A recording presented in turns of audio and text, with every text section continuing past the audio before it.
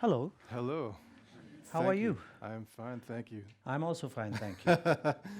One of the great masters of percussion ever documented, the great Ustad Zakir Hussain. It's my honor to have this moment with you, this whole week where you've been here in residence with us as we figure out how to make music together, how to make rhythms together, how to listen to each other, and you've taught us so much already. My name is Vijay Iyer. I'm a pianist and composer based in New York City, and I'm also a professor at Harvard University, and I'm here as the director of the International Workshop in Jazz and Creative Music.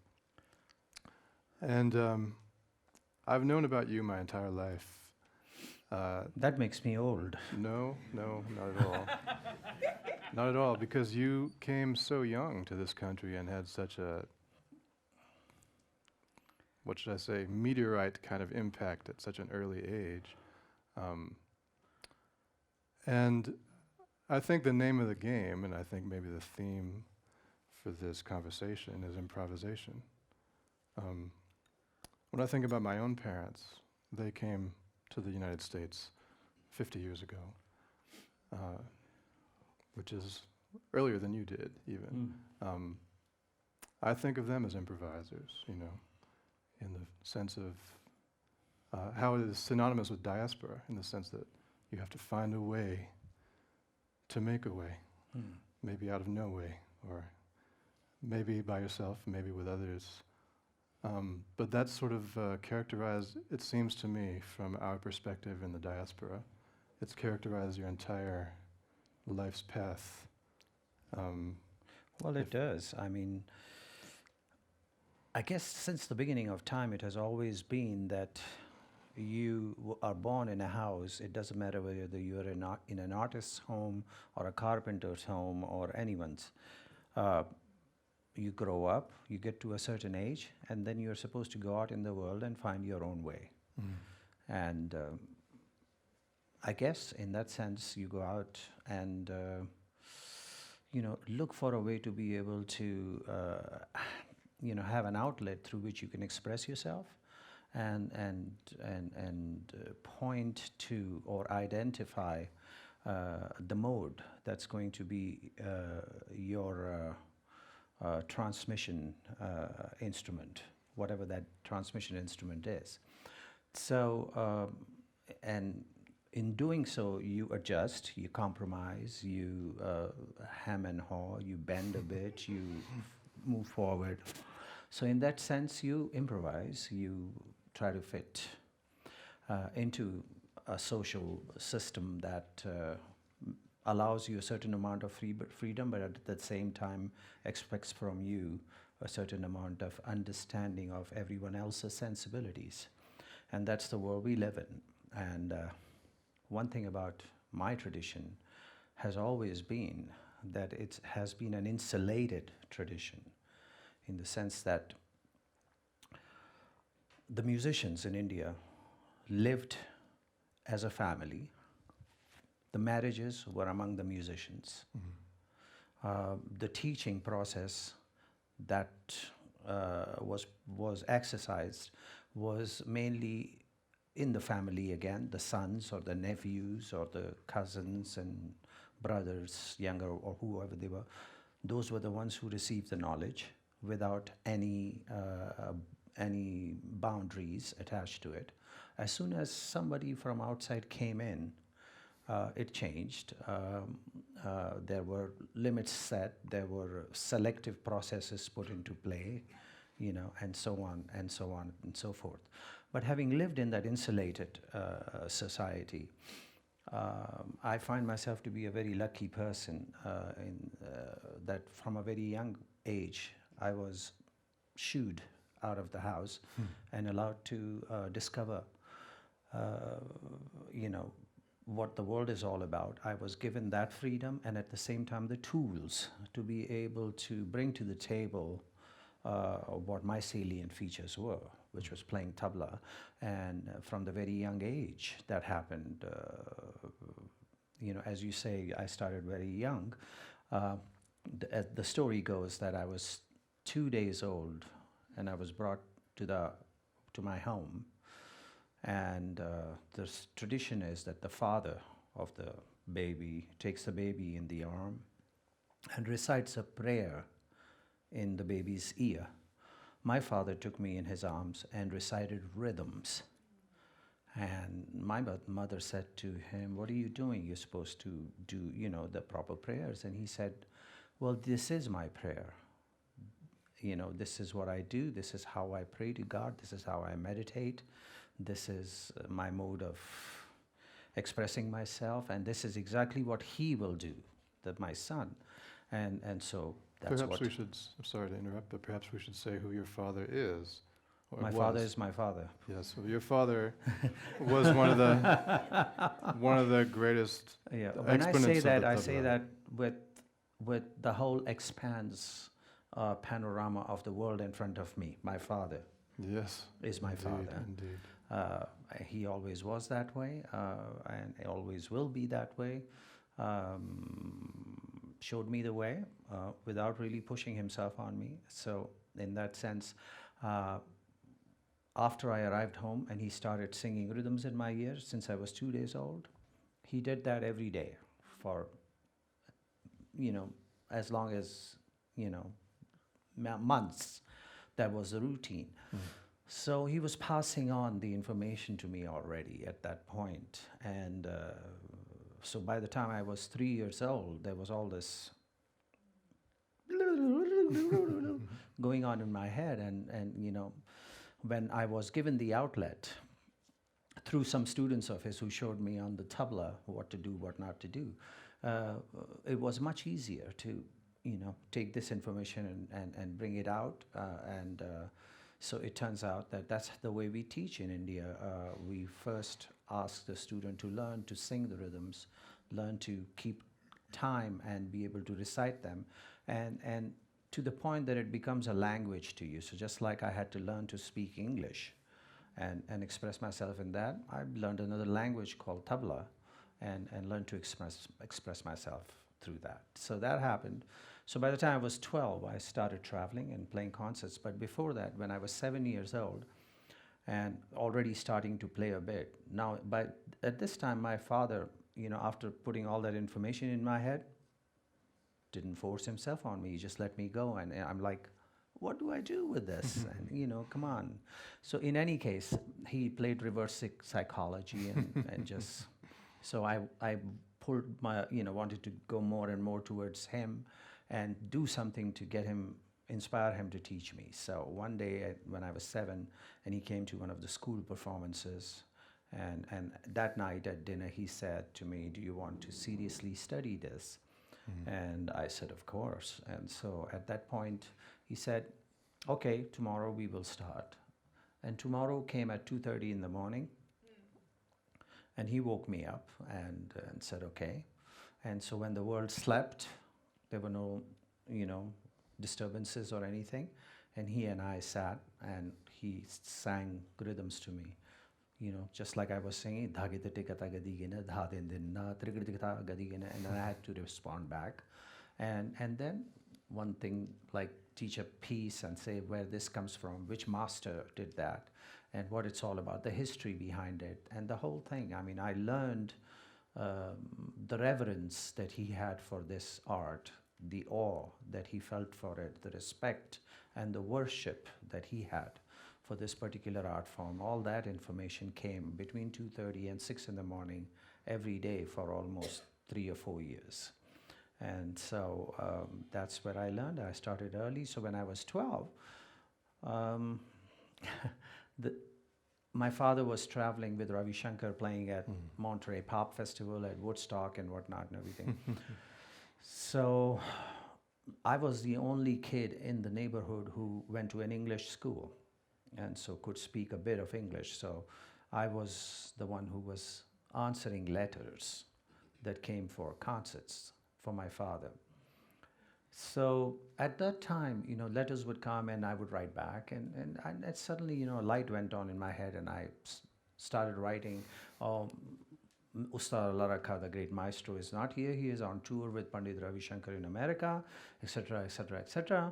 But his son is available. In case you are interested to have him, he'll be very happy to show up, without checking with my mother, without checking with anybody whether I would even be allowed to go at 12. So in any case, and lo and behold, there were suckers who fell for it, and they replied back saying, okay, send his son, please. Not knowing what the situation was. And then me and my friends, kind of all collected enough money amongst our pocket monies and whatnot and everything for me to be able to get a ticket and get my stuff together. And one day I went, to school telling my mother, oh, there's some kind of music thing, so I have to take my tabla with me and so on. And then from there, straight to the station, get on the train, not telling the principal or the teachers or anybody what was going to happen. And I get on the train, 12 years old, and it's a 2.5-day journey to a remote part of India called Patna.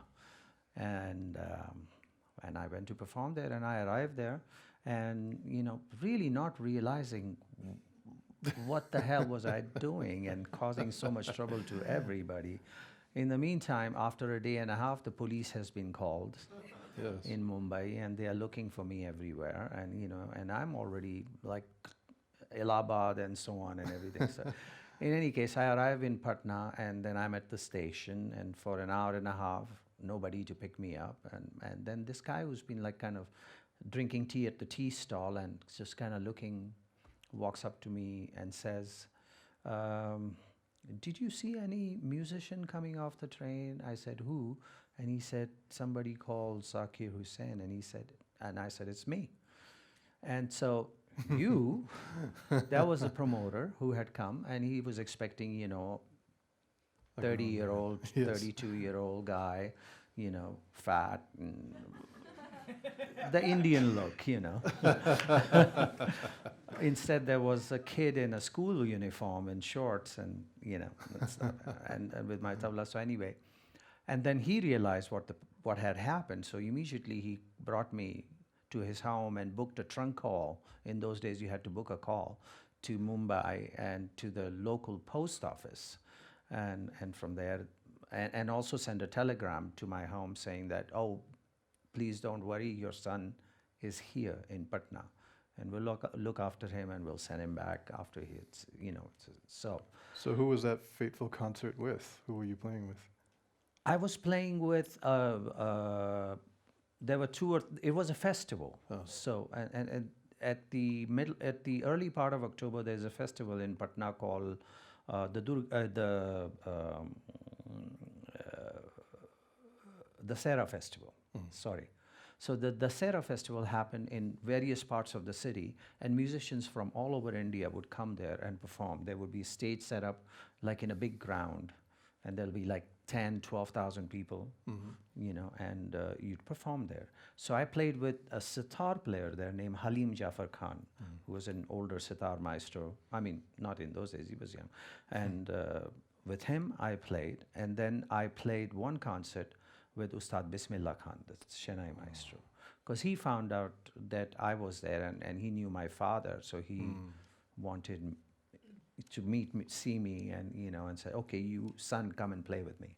So like when you finally came back home after these adventures, how was it received? My mom was furious, but I had the perfect antidote. The 200 rupees I had made. I handed her the 200 rupees. Everything was fine. No issues, no problems. Great dinner being served. Yeah, but that's what happened. But anyway, I was in the doghouse a little bit, but not much. But I was lucky in my days in schools because I was the kid that was in my school allowed to go away and perform a lot. I mean, I would go play recording sessions in Bollywood and whatnot. And but there was this teacher, Mr. Sharma, who was a fan of my father's, and so he took it upon himself to be my guardian in the school. He made an arrangement with the principal and other teachers, and he was responsible for making sure that I get my assignments, and then I could travel and go play concerts, and it was his responsibility to make sure I turned in my assignments and knew what I was doing. And he, God bless him, he made that possible for me, because in those days, without that, I could not have gotten a chance to play and get myself known and stuff. So before I could get the age of buying liquor, I ended up here in America. Yeah, So, how about that? that happened, and that's another story. Yes, you came at the invitation of Ravi Shankar. Yeah. Yes, who was your father had accompanied He was a him. fine young sitar player. I heard of this guy. Making By his then, way. he had already had a tremendous profile in the United States and in the West in general. and a great influence on my life as well, course. and on in life for many other musicians. We all tried to emulate him because he spoke well, he dressed well, he interacted with the audience well, and got the point across, and knew how to put the music out there so the audience would understand what's going on. In fact, I would have to say that Indian classical music was in the courts and in the temples of India, and it was not until much later, like closer to the independence, which is 1947, that the music really appeared on stage.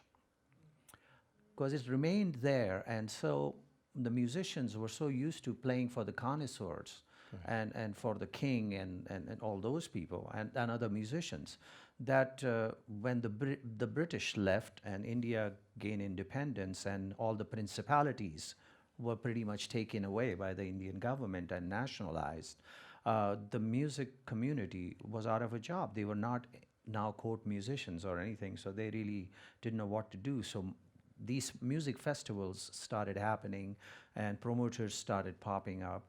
But most of the musicians really had no clue as to how to package their performance for stage.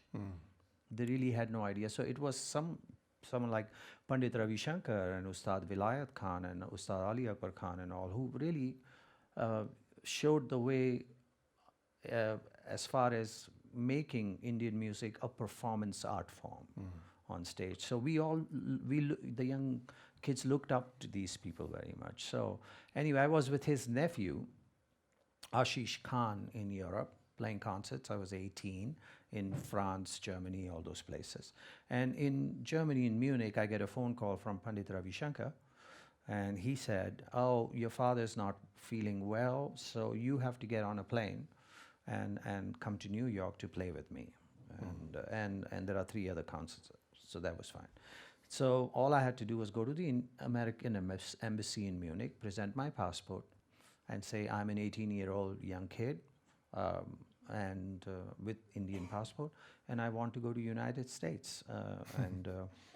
And there were no questions asked, of course. In those days, it was easy. And then I got on the plane, and the plane went like a third of the way on the Atlantic Ocean, and I had to turn around because there were some engine problems. So we landed up back in London, and then there was all sorts of craziness as to they were trying to put passengers on various flights and so on. So they managed to get me on a plane to New York, but in the meantime, the people in New York had no clue which flight I was coming on. So I end up in New York, and then there's nobody to get me. Same railway station thing in Patna, you know. But this time it's a bus station, I was prepared. I had $8 in my pocket. Yeah, $8. I mean, that was a lot. You know, in India, we were kind of trying to save our foreign exchange. We had just gotten freedom, and we were trying to hoard it. So when Indians traveled abroad, they were given clearance to change Indian rupees for the equivalent of $8.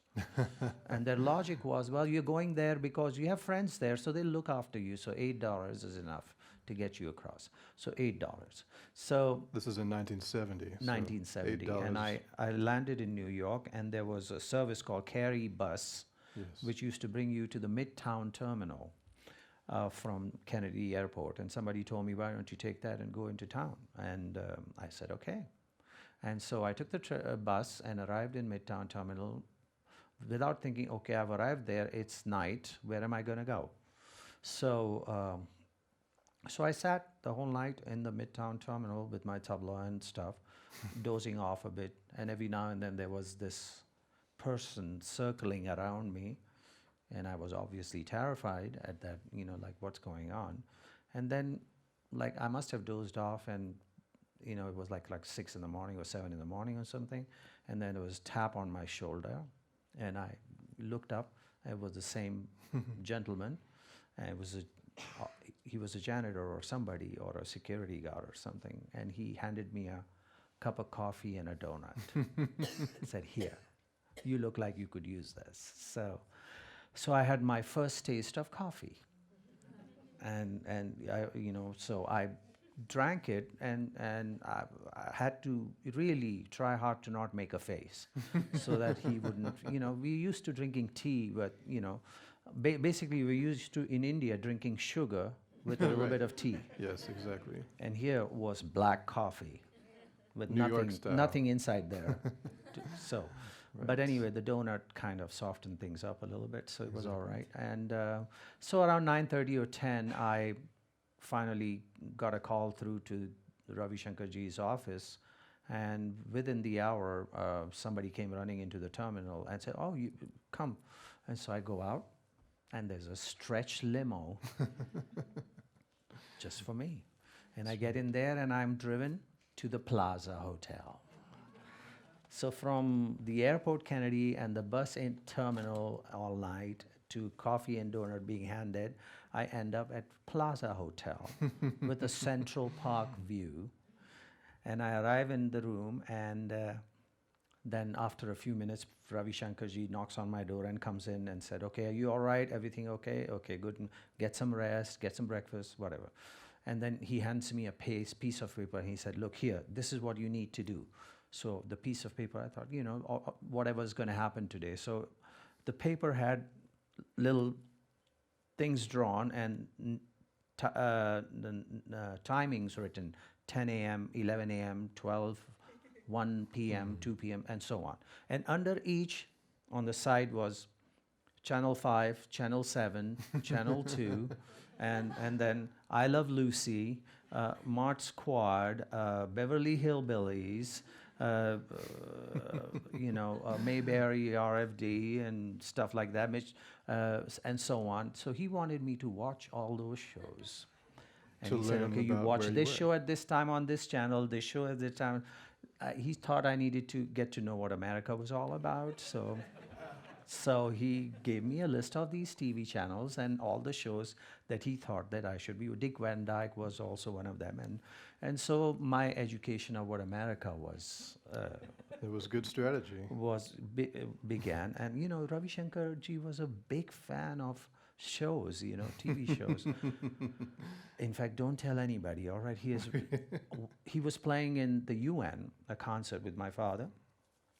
And they were playing, and he finished about 18 minutes early and did not want to do encore. He just packed and wanted to get out of there. Reason? The finale of the season for Mart Squad was on. And he had to get back to his hotel to make sure that he was there to watch it. It was before Netflix, right? It was before Netflix. That's so you before had any to- flicks. Before anything like that. You had to be ready. Yeah, so anyway, so I arrived and had my first concert with him at Filmore East, and I couldn't understand what the smell was all about in the theater. It was very dark. And this is coming from Mumbai too. You were familiar with smells. But this was something Different kind of special. smell, yes. Anyway, so this smell was, it was 2,000 people or so in Filmore East, all holding a burning incense. Imagine about 1,000 burning incense in one room. Now, they're strong. One is about it that you can handle, but so that was very strong and it was very difficult. And I remember that he announced, I didn't know what he was going to play, and then we got on stage and he announced. That was very interesting. Everybody clapped. And so he looked at me and then he looked at the audience, picked up his mic and says, "You might be wondering, how come Alaraka has suddenly gotten so thin and young?" Alaraka, my father. And then he explained who I was. Everybody was very, responsive and supportive. And then, I was ready to play, and then he really destroyed my confidence by announcing, "Okay, we're going to play such and such rag in rhythm cycle of 9 beats. And I'd never played 9 beats at that point with anybody, so I was in major trouble. So Improvisation, right there in that moment. Improvisation, you had to improvisation, all improvisation. You just find your way around and get to places and make sure that as long as, I just felt that as long as I had with me the tools that I was given and the honesty in my sharing of it with people, that the way will appear, that people will accept with open arms and put me in a situation where I would be able to make the best use of my tools, and that has been great for me. Since those days, 1970s, Ravi Shankarji arranged for me to go teach at University of Washington in Seattle, and then Ustad Ali Akbar Khan called me up and said, "Come and teach at my school." And when I arrived at his school, Mickey Hart was there, and Olatunji was there, and Ayerto was there, and so many great, Armando Peraza, Pete Escovedo, so many great musicians were all there, and got to interact with them. And then John McLaughlin found me, And next thing I know, I was on my way playing with all these great musicians. And you know, Indian music was being discovered at that time. The Bay Area was a melting pot of, you know, the flower child era and all that all happened in Haight-Ashbury and all in that area. So people all kind of arrived there to see what's new. And so Indian music was happening, and people were looking for Indian musicians to play. And I was just there, So, available. so what was it like to, I mean, how did it feel for you as a 19 or 20-year-old, right, to interact with different rhythmic systems, to work with an Afro-Cuban musician or Yeah. a North African musician? Well, the first thing was a very humbling experience that I arrived thinking that I'm, you know, representing a 2,000-year-old tradition. So, you know, this is a very refined tradition that I'm bringing, and so we should be teaching people what to do.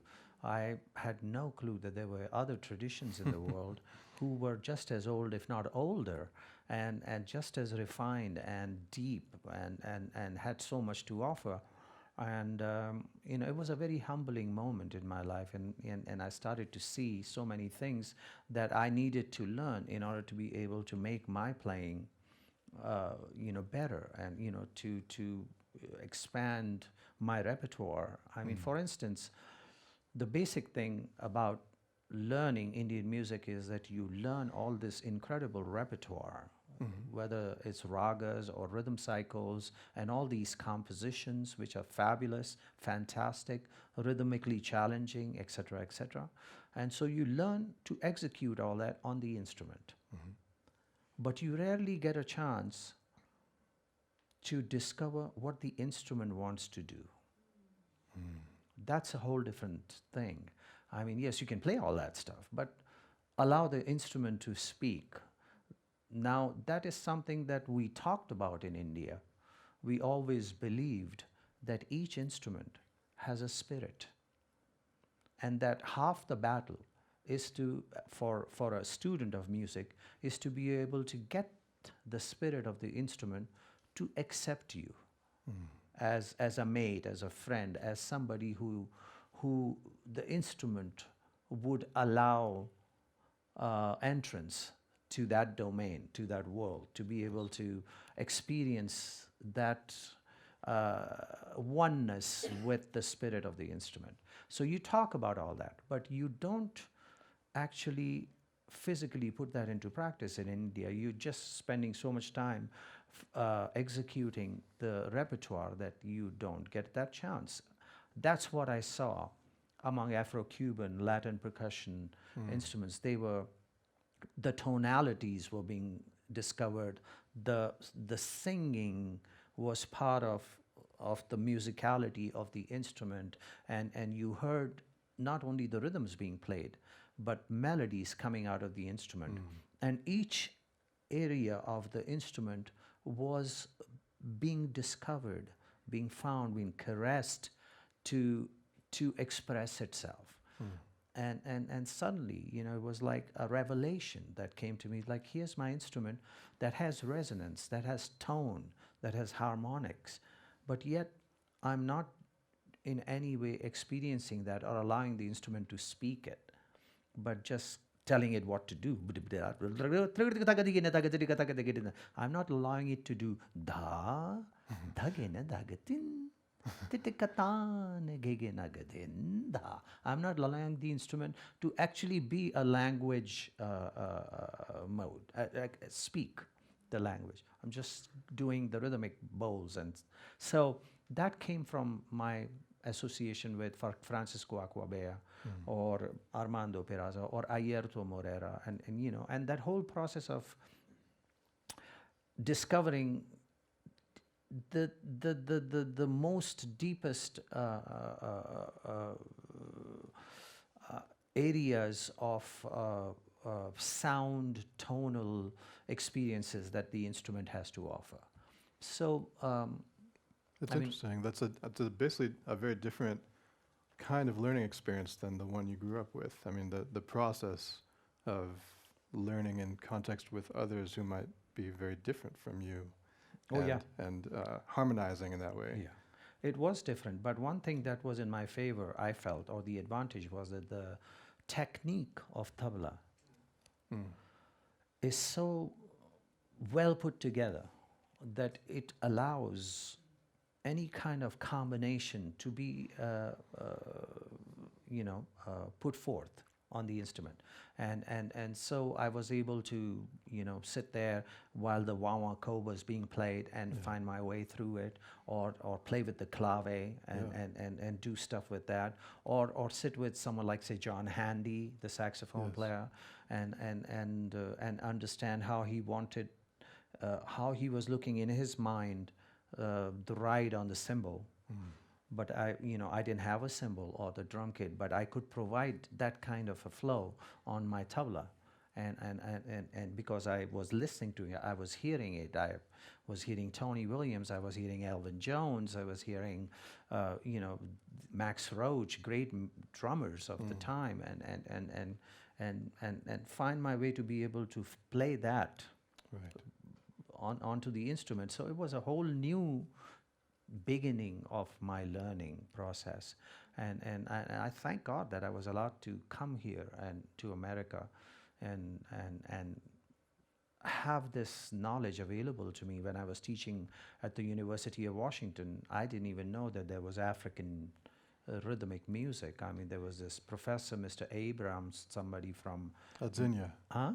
Abraham Adzenia? Is that Yeah. what it is? Yes. And yeah. he was teaching there, and then and this whole world I discovered, and then I discovered the gamelan music also there, and I didn't know that it existed. In India, we were a very closed country at that point. The libraries were bare. We only had like a few records. One of them was, whoa, whoa, could have known better with a girl like you. Of course. Stuff like, I mean, yeah, Ticket to Ride. I mean, that's about the extent of what we heard on the, or I'm in love, I'm all shook up. Oh. We had that stuff. He also does impressions, as it turns out. So we had that, but it was rare. My father was the one who actually pulled me away from that and started to prepare me for my way here.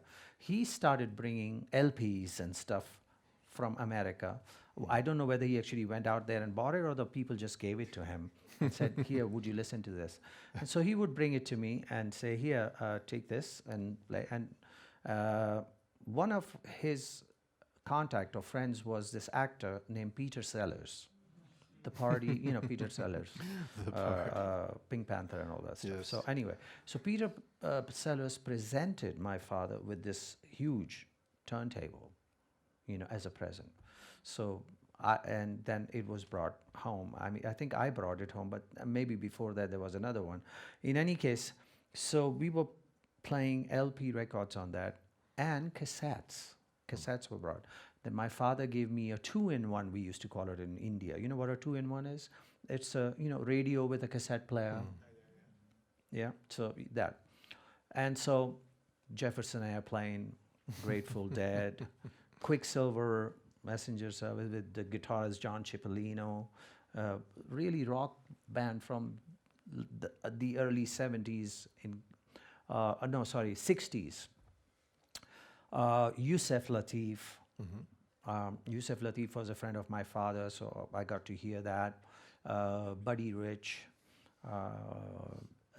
And I saw photos of my father with Elvin Jones, jamming with him, stuff like that. So Because he and Ravi Shankar must have spent some time with Coltrane and his band around that time. Yeah, he did. But I did not hear that until I got here. But so I was listening to this and the Doors, believe it or not. So I was the only kid on the block who had my own boombox. And I'd be walking down the street in Mahim, which was a neighborhood I was brought up, with my boombox on my shoulder like this. I didn't know that that was the way to do it, but I did it with Light My Fire playing as loud as I could get it. It was distorting the speaker, but come on baby, light my fire, and I'm strutting down the street. So anyway, so this is at 14 or 15 that I had this information at my available to me. So, I got prepared a little bit, but Mm. none of the Afro-Cuban stuff, Mhm. the shaman tradition, Mhm. none of this was, I had no clue. So you took rock and roll, rock and roll. Okay, so that's a newer form of music, and it's there. But this whole traditional thing, even the deep jazz, Mhm. which is the American traditional music, Mhm. and it was all made available to me here, and it really opened my eyes and ears to a whole new way of looking at my instrument. Mhm. I was sitting once with George Harrison, and we were mixing an Indian classical music record in London at the Trident Mhm. downstairs. And I asked him, I said, George, I mean, over a bowl of yogurt and honey and nuts, that's what he loved to eat. Um, why aren't you playing the sitar more? You've learned the sitar with Ravi Shankar ji, and you played it on records and stuff. Mhm. So why aren't you playing it in concerts and stuff? And he said, Zakir, one of the things I love about you, and he knew that I wanted to be a rock star, you know, play, wear those glittering jackets and stuff and do the thing. So he said, one of the things that I like about you is that you have something that we don't have in this country. You Mhm. have you represent a tradition, and you're good at it, and you're playing it, and you bring this to the table that makes you unique. What makes me unique is what I do in my tradition. Mhm. If I try to ape being a sitar player, I'd just be one of those less than average Mhm. sitar players. And I would not be able to do justice to the music Ravi has taught me on the sitar. Mhm. But I can take that music and do something with that on my instrument and pay homage to it and make it unique in that manner. It's the same with you. If you try to play drums or congas and try to be a rock star, you'll just be one of the 5,000 down there who are trying to work their way up. But as a tabla player, you're offering me something which is unique to me and which is special to me, Mhm. which I can use. And my suggestion or advice to you is to take whatever information you're getting from this part of the world and use it the best way you can to create a language on your instrument that will help you to speak what you have to present to us in the language that we understand in this part of the world. So, learn from us, but and take that language and bring your music to us in our language so that we can learn and understand what's going on, and that's what makes you unique. So it helped me to realize that I should stop thinking about being a rock and roll drummer, or and do all that stuff, but take all that information and see if tabla can have other layers, other shades, other something that will really expand the instrument.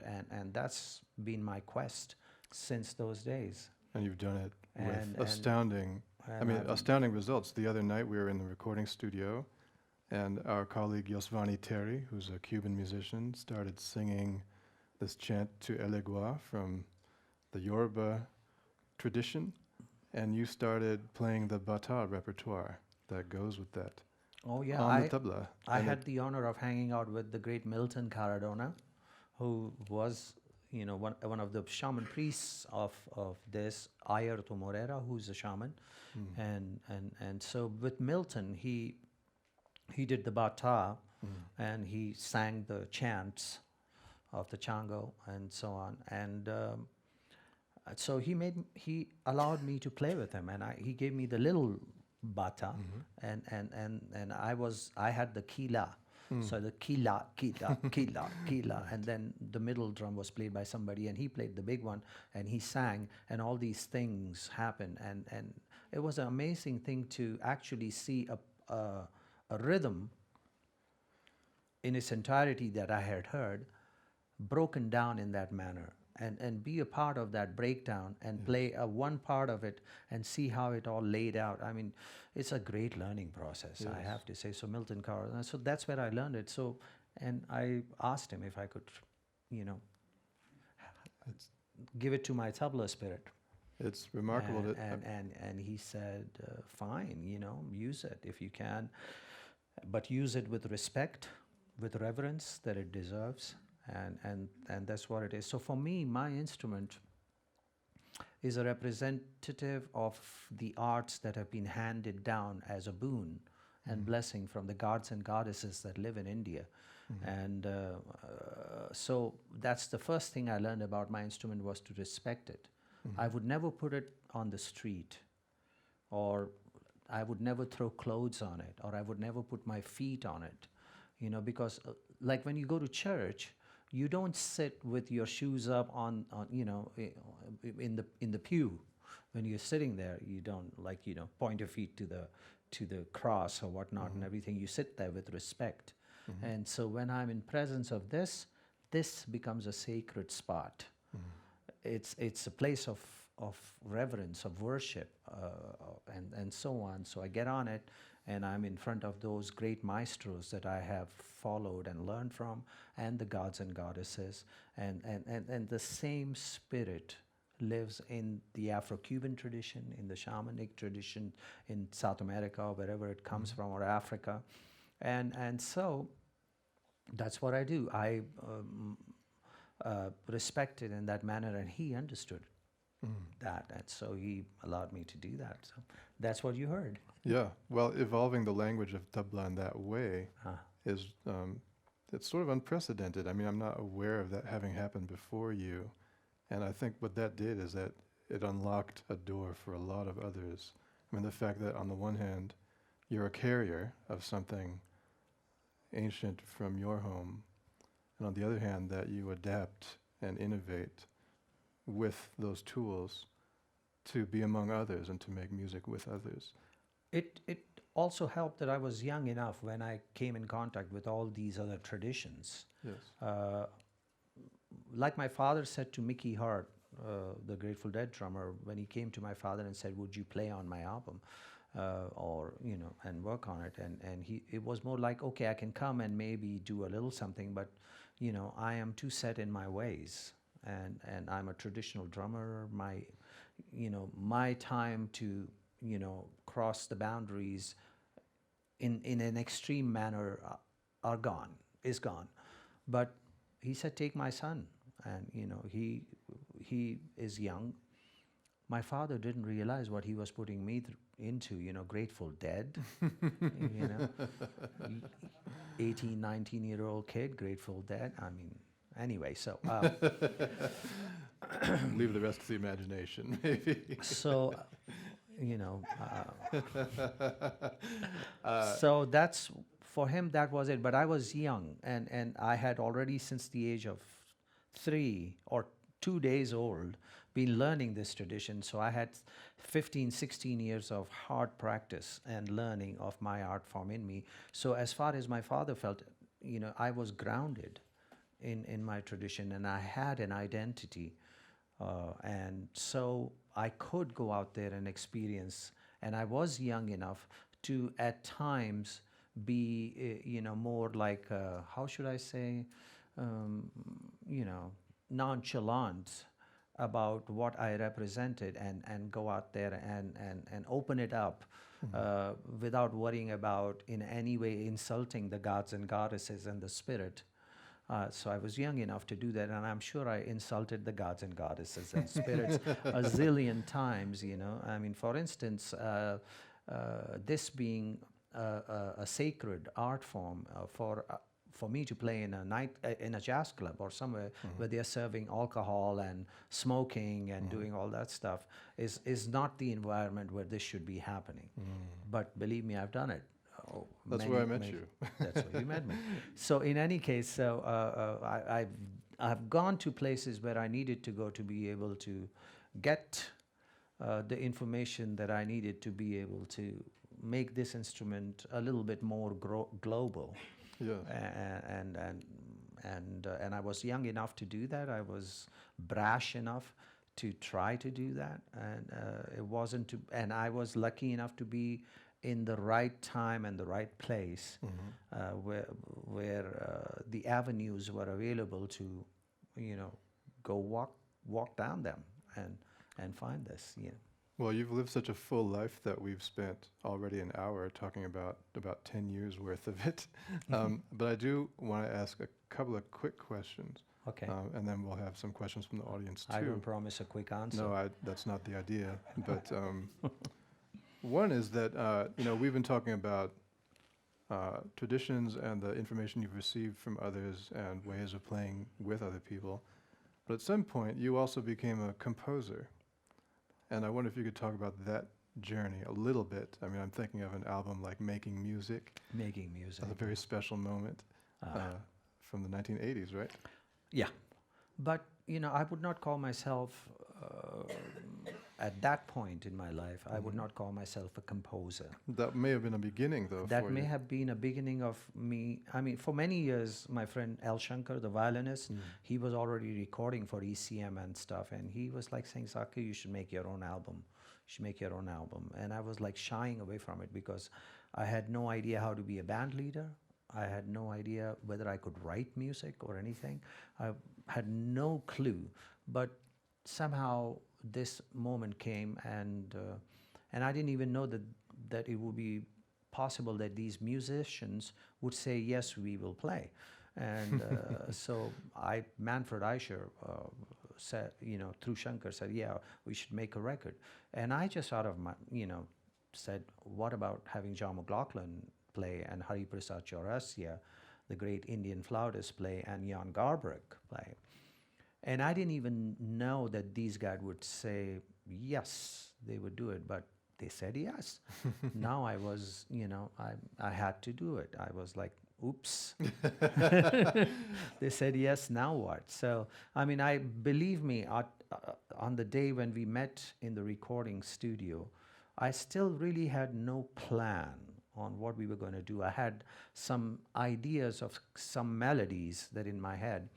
So I just said, you guys are masters. And so these are some of the melodies that I have in mind. And they were kind enough and generous in their, love and affection that they actually accepted what I had to give, what I said, basic, simple melodies, and they just wrote it out. And then we sat down in a circle. And I did not tell them that, we'll do this A part, and then we'll do the B part, and then you take a solo, and then you take a solo, and then we'll go back to this, and then I'll take a solo. None of that. None of that happened. We just sat down, and we started to play. Mm-hmm. And they were generous enough to be able to introduce the form ideas of where it would go, what would happen, who would take a solo. I don't even know. I mean, at times I had my eyes closed and I was playing, and John would be doing something, and Hari Prasad would be flying, taking his solo, and suddenly Jan would appear with his saxophone and stuff. It wasn't arranged that way. I had no experience of arranging anything or doing anything in that way. But the whole process, the whole album was done in 2 days. And it was done in 1980s. I'm still getting royalties from it. It's like it's still selling. It's probably my most successful album so far, and has sold in hundreds of thousands. But that was the start, yes, for me as a composer. And I mean, it gave me confidence they gave me confidence. I mean, I had this false idea that, I composed. I got it done. But it was. Here's a royalty check to prove yeah, it. but it was a collective effort. It Yes. was all of them, taking me in their hands and very carefully walking me through the process without me even knowing they were doing that. And so that's what I would have to say. I thank them for the rest of my life. And so that's when it started, and it's arrived at a point where now I'm writing tabla concertos for tabla and full orchestra. I've done film music. I've done stuff with Bela Fleck, with Edgar Meyer, with Charles Lloyd, Shakti, and all that, and we've collaborated and written pieces and stuff and so on, and film music and of Bollywood films, Hollywood films and whatnot. So it's just been a journey that been a great learning process. Even now, I can't 100% say that I'm really a composer. I am, like, for instance, I just wrote my first tabla concerto, and that again was a learning experience. There's never been a tabla concerto written, and so how do you do that? How you go about it? And Tony, my wife, was Googled, what a concerto is. I mean, here I am. I'm I've done that commissioned to too. write a concerto. I'm commissioned to write a concerto, and I say yes, of course I will write it. No clue as to what I was putting myself into.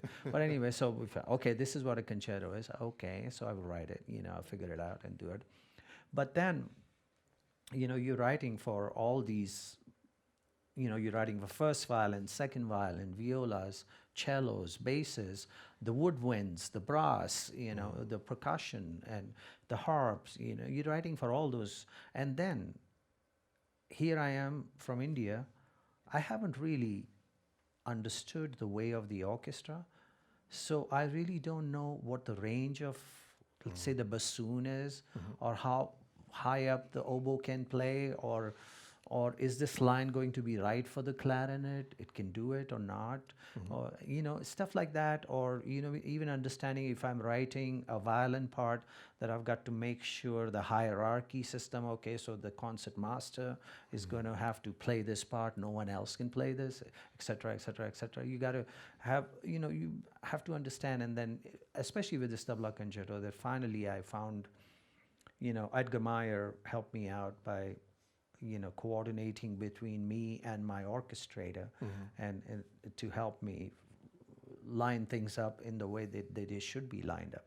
So yes, I am composing, I am writing. In India, it's much easier to write music in Bollywood films, because you've got this guy with, a Korg or something laid out in front of him, and you say, I want a little violin part to sound something like, and he will just sequence it and put it down for you. So you don't have to write it out. You don't have to even worry about whether it's even possible for the violin to play this riff or not, because the sequencer is doing it.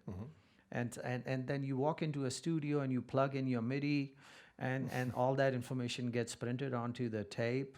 And then you call in the singer and say, okay, this is the song, and the singer will put his or her nuances onto it, and it's done. It's much easier, but you don't have to worry about trying to explain to, the string section what to do, or the horn section what to do, etc., etc. So it's much easier that way. But the learning process has helped me. And when I wrote for Shakti, John was there to lay out the chordal systems and so on, and what not to do.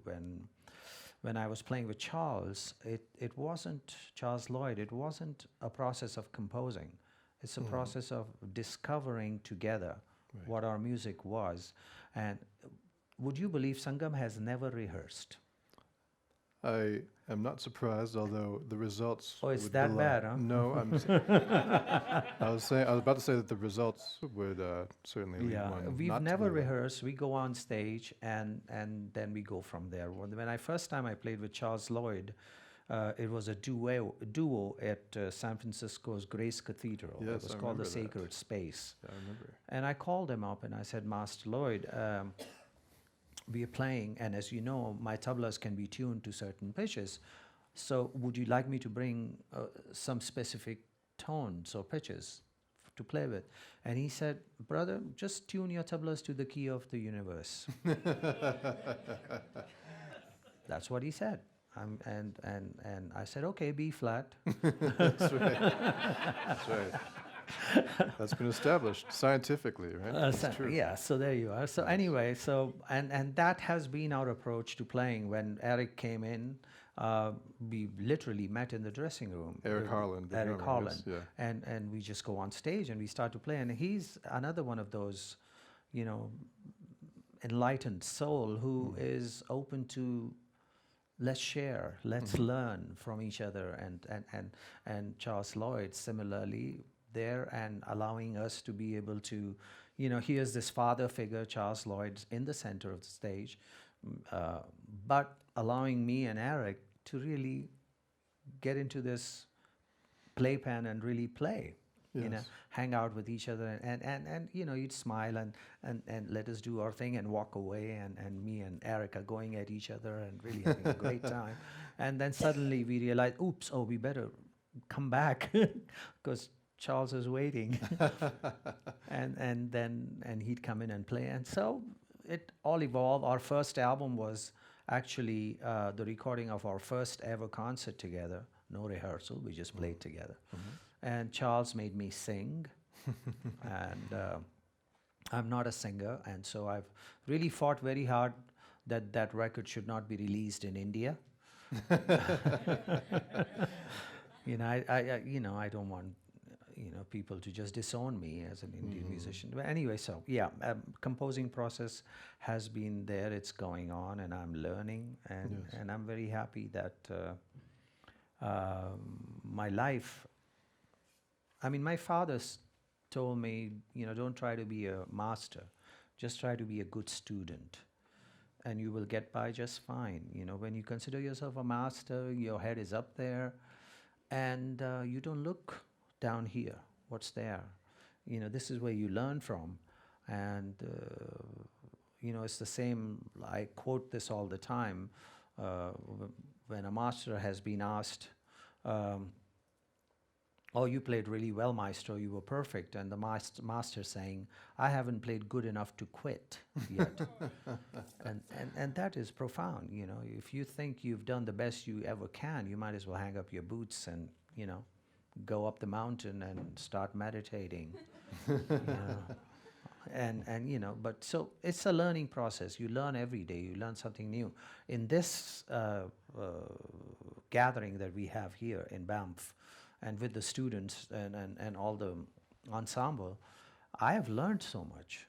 It's really amazing. I have learned so much when I heard Somi sing and the shaker being played, and it's like, wow, it's another world coming to life, and you learn so much more. So for me to consider myself, a certified composer or a certified teacher of any kind, or I just believe that this is just, a hallucination that I don't need. It's just a learning process that I would go through, and I hope that whenever I'm asked to share, that whatever I bring to the table has some honesty, some clarity of thought, and some hookup to the tradition that I represent. And if that much can be accomplished, I think that's it. That's life, and then you go from there.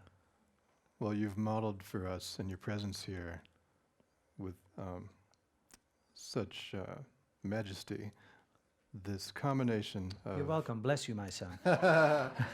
Truly, this combination of discipline, care, compassion, and a listening spirit that we can all carry with us now. And I want to thank you for being among us this week. It is my pleasure. I'm very happy to be here, happy to share my thoughts. Please do understand that whatever light I make of this tradition, to me, this is really one of the greatest music tradition in the world. I have had the great fortune of learning at the feet of some of the greatest maestros of our country. Understand that Ustad Ali Akbar Khan or Pandit Ravi Shankar or my father Ustad Alaraka or Pandit Kishan Maharaj or Bade Ghulam Ali Khan, or these guys are revered spirits in India. Yes. They are like millions of people who bow at their feet when they get on the stage to perform. It's really not something to just smirk at and make jokes about or anything. And I haven't in any way tried to tell you the depth of that, because that's my issue, my problem, my connection, my commitment. For you, as music students or performers, try to understand that as long as you approach a tradition of this depth, with proper respect and reverence and love, you give it that, you by all means deserve the right to plug into it and learn whatever you can. In India, we believe that knowledge is a fast flowing river. Now, knowledge is also a representative in the form of the guru or the teacher. So the knowledge is a fast flowing river. It's up to us as students to either get a cup out of the river, or a bucket load out of the river, or a tank load out of the river. It's up to us as students. So we have to go out there and find that which appeals to us, that speaks to us, that resonates with us, and with proper respect to it, plug in and get as much as we can. Get the cup or a bucket or whatever. So the knowledge is there. For me, it's that river is one of the most sacred rivers in the world. Just like there's a sacred mountain over here. And my respect and love to it is different. Yours needs to be just as natural as you want to make it and understand it. Well, thank you for all that you've found and all that you've shared with us. Thank you to Vijay Iyer, one of the great ustads of the piano, fabulous composer. Enough about me. I think we have time Great as interviewer. I hardly asked half a question. I hope I'm also a great interviewee. I believe that'll wrap this up for this evening. Thank you.